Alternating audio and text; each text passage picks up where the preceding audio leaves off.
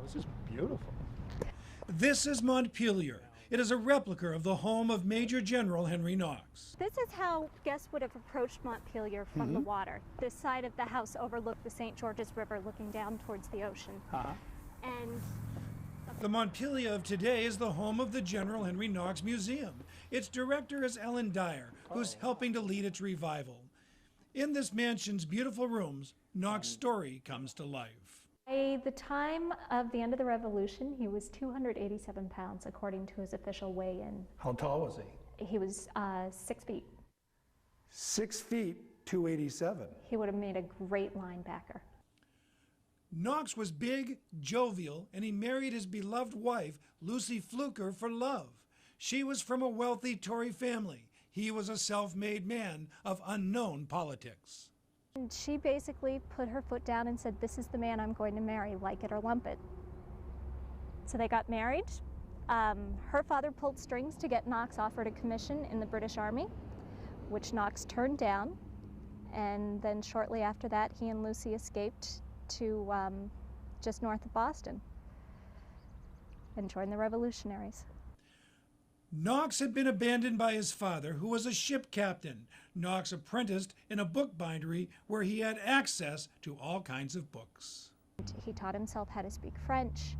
He became really interested in the military sciences and read everything he could on artillery, and was very, very interested in anything Greek and Roman, as a lot of people were at that point. Knox was at the Boston Massacre and Bunker Hill.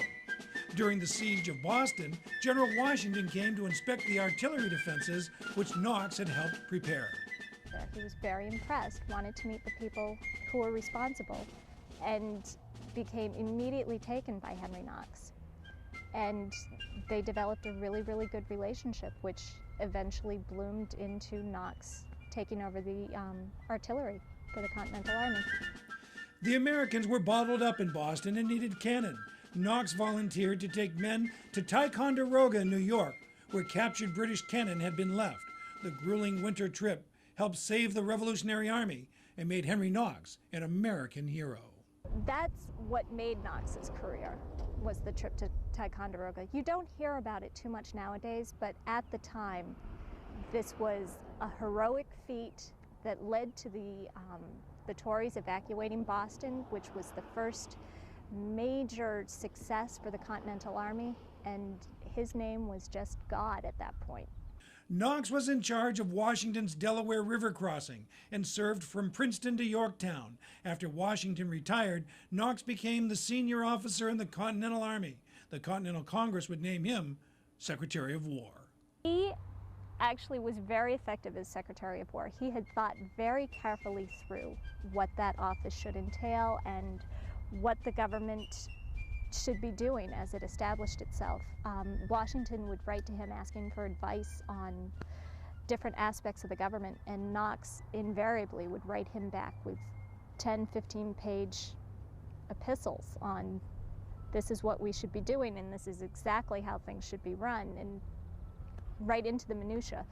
Their land in Maine came from Lucy's family. They built Montpelier and dedicated themselves to the development of Maine. He had an open house so he could meet his neighbors.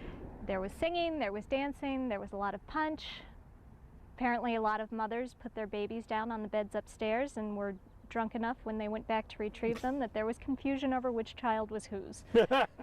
Have to let this dust settle. Knox is being rediscovered, in part because of the great historian and author David McCullough. The museum has started a capital campaign, is making significant repairs and expanding.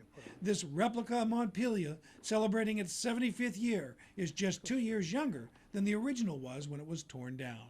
There's been, this last year, since the publication of David McCullough's book, which deals a fair amount with Knox's trip to Ticonderoga, there's been an incredible reawakening of interest in who Knox was and what he did. Henry and Lucy lived at Montpelier. They had 13 children, however only 3 survived to adulthood, and only a daughter bore grandchildren. We have people contact us all the time saying, my grandmother is so-and-so Knox, and I'm related to Henry, can you tell me how? And I have to tell them very sadly that you're probably not related to Knox. The Revolutionary War hero met his demise in 1806 after choking on a chicken bone. He was ill for a couple of days and died at Montpelier.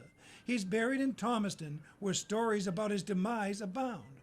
Was there another woman? Perhaps a jealous husband? Let me weigh what I'm saying very carefully. I'm not sure I buy the chicken bone story. I've seen enough muddy waters around it to make me highly suspicious of it. Montpelier is a place to revisit this and other stories about Henry Knox, a Revolutionary War hero, Washington's first Secretary of War, a man who dedicated his life to the development of